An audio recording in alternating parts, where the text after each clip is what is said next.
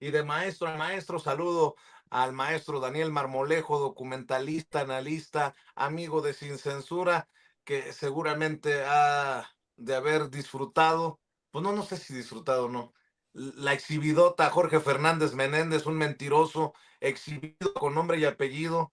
Eh, ya la presidenta, ya la presidenta tomó aquello que muchos querían ver, que López Obrador usaba, ¿no? El refutar con nombre y apellido. La presidenta había sido muy propia para no dar nombres y apellidos, y hoy sí dice, con nombre y apellido, es Jorge Fernández Menéndez el que movió la noticia falsa de que habían hospitalizado por situaciones cardíacas al presidente López Obrador. Pero son los mismos que mueven no solamente esa noticia falsa, también lo del libro de Julio Scherer Ibarra, también lo de que Trump regaña a la presidenta en privado y cosas, todas estas tonterías, mi querido Daniel Marmolejo. No sé qué traigas para compartir con la audiencia, pero abro con eso, mi querido Daniel. Sí, Vicente, qué gusto saludarte. Pues Jorge Fernández es un propagandista de la Liga de la Justicia Imperial que tuvo pues una convocatoria donde fueron mandatarios que pues tienen esa condición de ser vasallos de un sistema político imperial, insisto, y bueno, pues esta figura que mencionas con la idea del presidente, pues queda totalmente en una condición absurda, ¿no? Y también pone en evidencia que algunas de las cosas, quizás no todas, ¿verdad?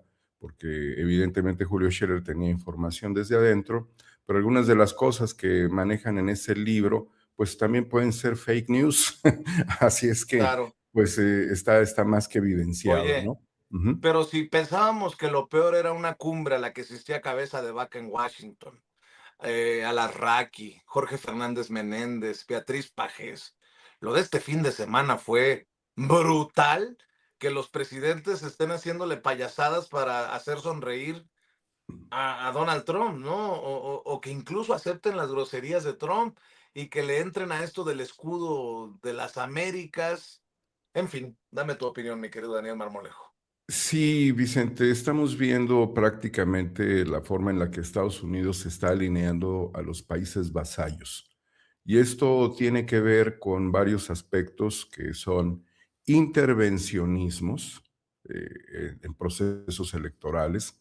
En el caso de Honduras lo hemos visto desde Manuel Zelaya, con el golpe de Estado que perpetraron contra él hace algunos años, después de un proceso y bueno, se evidencia que hubo un narcopresidente que Donald Trump perdona, o sea, tiene esa cualidad judicial de perdonar narcotraficantes, para quienes piensen que va contra el narcotráfico. Aquí está la prueba de que no.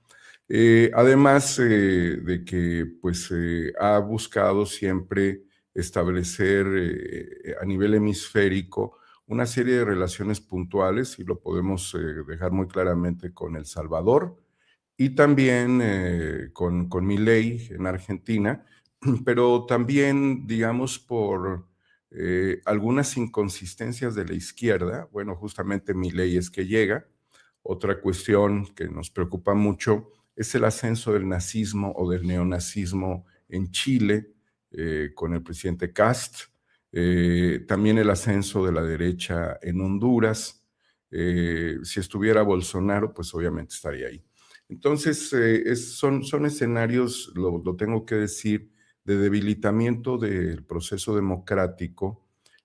También se tendría que analizar cuál es el debilitamiento de los sistemas políticos, de los sistemas de representación que tienen estos países y de la vulnerabilidad que hay en cuanto a las políticas de Estado para protegerse suficientemente del intervencionismo de Estados Unidos, que no es ninguna duda, Estados Unidos ha intervenido en procesos democráticos en el mundo y ha desestabilizado. Entonces, el escenario de este escudo de justicieros, entre comillas, es una comprobación de las democracias coloniales en América, donde ha privado mucho el dinero donde pues la publicidad comercial, las fake news, justamente las fake news, el debilitamiento de la voz de la izquierda ha facilitado este tipo de pues realidades en donde ahí vemos a Milei, ahí vemos a Bukele. En realidad lo que estamos viendo es lo que tú señalas, ¿no? El intento de hacer sonreír a un tipo que además dice que desprecia nuestro maldito idioma. Marco Rubio viene a cubrir un poco el escenario hablando en español, señalando algo que él también había establecido. Es muy curioso esto que te voy a decir, porque en Múnich, hace poco más de 2 semanas, el mismo Marco Rubio habló de la importancia que para Europa le significó todo el periodo histórico colonial. Y los llama prácticamente a restablecer las condiciones coloniales del mundo. Entonces, muchos de estos países que fueron colonizados por Europa se reúnen nuevamente con Estados Unidos y con Marco Rubio para sonreírle. Ante el autogol no hay defensa, Vicente.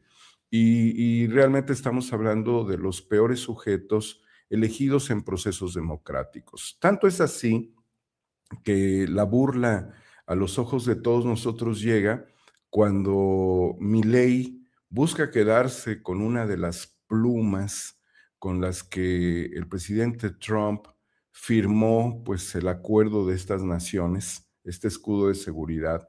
Está ansioso por recibir la pluma de Trump como un trofeo que pudiera llevar y poner en su habitación y tener un sueño húmedo con esa pluma mientras su país se desploma. Así que también hay que señalar que aunque la posición en la foto oficial del presidente Javier Milei, que es un desastre no solamente para Argentina, para las democracias, que en la foto oficial está atrás de él, mira, ahí está recibiendo la pluma, qué vergüenza, es su trofeo, ¿sí? Lo pone atrás, no lo pone al lado suyo. Milei hubiera dado uno de los pañales que trae puestos por estar al frente, no, queda atrás, va a quedar atrás, la cuestión de las plumas se vuelve ya una circunstancia miserable, pero significa que a pesar de lo arrastrado que es Milei con Trump, y de la entrega de su país, realmente pues no le basta a Trump con que sea un Oye, lamebotas y oye, lo pone atrás como un vasallo, oye, y contrástalo con la dignidad hoy de la presidenta, ¿eh? O sea, absolutamente.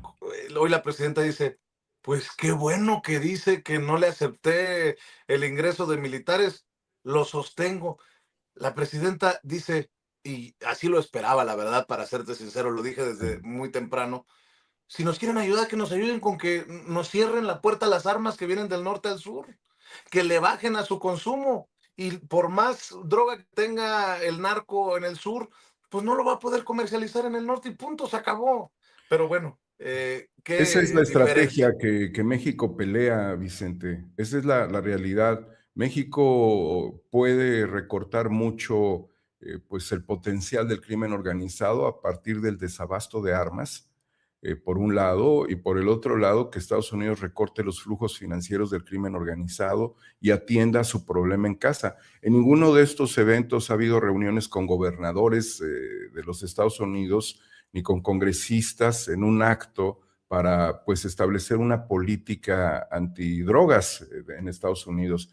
Entonces, es un verdadero cuento nada más que significa la ocupación política, económica y militar de los países del continente. Avasallados estos y los otros, pues están en una condición de lacayos. Entonces tienes tiranos, lacayos y vasallos en la estrategia geopolítica de los Estados Unidos, Vicente. Sí, y bueno, pues sí señalar el tema de la dignidad de la presidenta de la República ante estos acontecimientos y sobre todo, pues no formar parte de ninguna liga justiciera absurda. Tenemos mucho que atender en materia de libre comercio. Si Estados Unidos se cierra, se implosiona. no es razonable, no es aceptable. Ya es mucho martirio también una relación de este tipo que se vuelve tóxica, indefectiblemente. Y eso también, Vicente, atiende, y amigos de la audiencia, a la política interna de México y cómo México puede salir adelante a través de una estrategia interna con perspectiva. Por eso sabemos que hay una reforma que se ha presentado, es una reforma política muy importante que forma parte del plan que se viene planteando desde el presidente Andrés Manuel López Obrador de ir transitando hacia pues una reforma judicial, una reforma política. Todos los sistemas pueden ser reformados y para eso existe pues el trabajo político como el que en este momento se está presentando, pero sabemos que hay controversias. Sabemos también que la dirigencia de Morena, las dirigencias políticas no quieren maltratarse, a pesar de que las bases, ciertas bases, y como se ha señalado, son sectarias. La realidad es de que tendríamos que valorar algunos aspectos fundamentales. Lo primero es de que vivimos en un sistema de pluripartidismo, no de un solo partido, no de una sola visión. En México no hay republicanos y demócratas.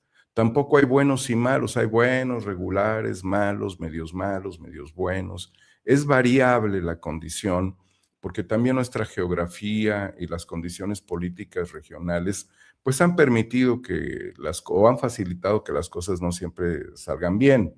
Y bueno, y por el otro lado, lo que tendríamos que valorar es cómo mejorar al sistema político. Yo creo que esa es la parte sustancial hacia donde cualquier reforma se tendría que orientar. Igualmente, no es cómo cambias jueces, magistrados o ministros, sino cómo logras perfeccionar el sistema judicial. Y bueno, en ese caso, pues yo había propuesto leyes anticorrupción para el sistema judicial. Y en este caso, ¿cómo? Bueno, si tuviéramos que hablar de una reforma al sistema político mexicano, tendríamos que pretender mejores políticos, Vicente. Y los mejores políticos no siempre, perdón, se marcan por el trabajo regional de campañas. Y déjame ponerte algunos ejemplos en donde, por ejemplo, no pudiera haber una lógica de coincidencia con la iniciativa. Si tú tuviste legisladores como Pablo Gómez, plurinominal, como Ifigenia Martínez, que también fue plurinominal, como Porfirio Muñoz Ledo, que también fue plurinominal, pudiéramos señalar a otros personajes que también tuvieron una carrera política importante. Alberto Anaya, no sé si Dolores Padierna ha llegado por plurinominal o no, también ha contendido, lo sé políticamente. Loreta Ortiz Alf, plurinominal. No todas estas figuras, Vicente, tenían condiciones fitness. ¿A qué me refiero? A que no todos ellos estaban en condiciones de hacer campañas. Si Porfirio Muñoz Ledo, que entregó la banda presidencial al presidente Andrés Manuel López Obrador, tuviese que haber participado en un proceso electoral bajo las condiciones que planteamos de hacer campañas, quizás hasta le hubiera dado un infarto. Sí, porque tenía que recorrer no un distrito, sino una circunscripción que significa recorrer a veces muchos distritos y a veces algunos estados del país. Si Ifigenia Martínez, a sus casi 100 años que entregó la banda presidencial a la presidenta Claudia Sheinbaum, hubiese tenido que participar en un proceso electoral donde hay una perspectiva territorial, quizás no lo hubiera podido soportar, al igual que muchos. Entonces tendríamos que identificar varios aspectos. ¿Quiénes son estadistas en nuestro país? Y esto indefectiblemente pues te lleva a una condición de que qué tan democrático es que un estadista llegue a ser un legislador. Puedo ser un poco polémico también con la reflexión. Mucha gente hubiese preferido que el senador fulano o el senador sutano no hubiese estado en un escaño y que a Claro. lo mejor Alfredo Jalife hubiese sido senador, ¿no?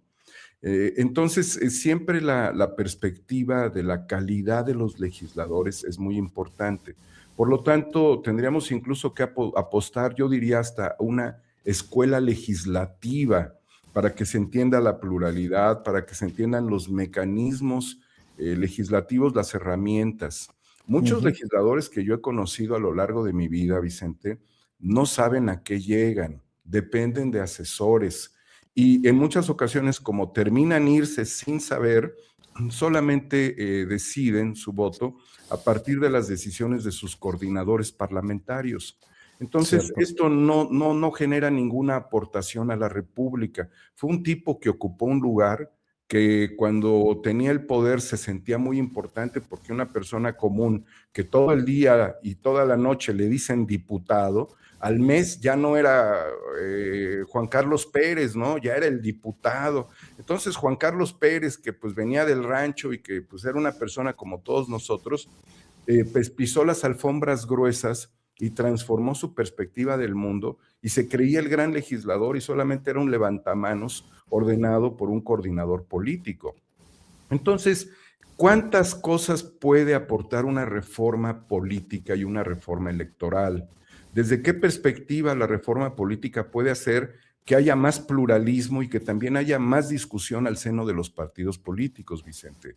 Así ¿Desde es. qué condiciones nosotros podemos regular al aparato político para que no se infiltre el crimen organizado, que tampoco aparece en la actual pues, reforma?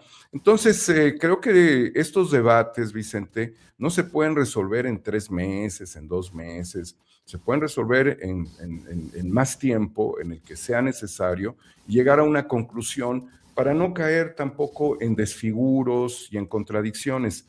Gracias, quiero concluir, gracias a que hubo plurinominales, no solamente a nivel federal, sino también a nivel local, porque eso se nos estaría olvidando, el proyecto de la izquierda en México tuvo voz. Y yo estuve con Giovanni Sartori, el gran politólogo italiano, que decía, pues no se puede considerar al PRI como una dictadura porque se hacía democracia con la voz. Y nosotros debemos de recordar los debates que tuvo en su momento Porfirio Muñoz Ledo frente a Ernesto Zedillo, por ejemplo, ¿no? O la burla que le hacían a Salinas de Gortari, hasta los propios panistas que terminaron siendo sus aliados y los émulos del prianato. Por lo tanto, la izquierda pudo no solamente darle la posibilidad de que la agenda, aunque era muy acotada, pudiera conocerse, y esto fue fundamental porque las guerrillas, los grupos insurgentes, los sin voz de nuestro país, los que se tuvieron que radicalizar, los que se fueron a las armas, tarde que temprano tuvieron la oportunidad de integrarse dentro del sistema político, al igual que los movimientos sociales, obreros, campesinos, magisteriales. Hay un riesgo en esto. Concluyo, querido Vicente. El riesgo son los cacicazgos. Bueno, hay que vacunar, hay que entender, pero hay otro riesgo de no orientar muy bien la estrategia. Pudiéramos perder personas que son decanos, como lo fueron los que yo he mencionado en el trabajo legislativo, que fueron personas ejemplares como Ifigenia, que hasta el final de su vida entrega la banda, faltando 2 días para su muerte, dando una respuesta categórica, ejemplar del republicanismo, encarnado además en una mujer que le entrega, recibe la banda de Andrés Manuel López Obrador y se la entrega a la presidenta Claudia Sheinbaum. ¿Cómo llegó? Por una plurinominal. Muchas gracias, querido Vicente. Muy interesante el análisis, querido Daniel. ¿Por qué no cerramos invitando a la audiencia a tus redes, por favor? Gracias, Vicente. Pues que sean las redes aquí sin censura de Vicente. Yo les pido que lo ayuden. Vicente está haciendo una labor incansable, infatigable por todo nuestro país, en Estados Unidos. La voz de Vicente es una voz histórica para México. Apoyen a Vicente, apoyen sus canales. Y en el caso de que tengan un poco de tiempo, pues pasen a ver el último programa que hicimos en Cuarta República, Poetas contra la Guerra. 4A República, Homo Ex Novo, querido Vicente. 4A República en YouTube, Homo Ex Novo en lo que era Twitter, ahora X. Te mando un abrazo, Daniel Marmolejo. Mucho cariño y arriba la República, Vicente, en el medio de los garrotazos, chicotazos, y que vivan las mujeres, Vicente, en su 8M. Que acaba de Así es. Daniel Marmolejo, el maestro, hablando con nosotros sin censura. Y por cierto, hoy va a ser muy interesante el partido de béisbol. Yo sé que béisbol es deporte, no es política, pero en el Mundial de Béisbol se enfrentan las selecciones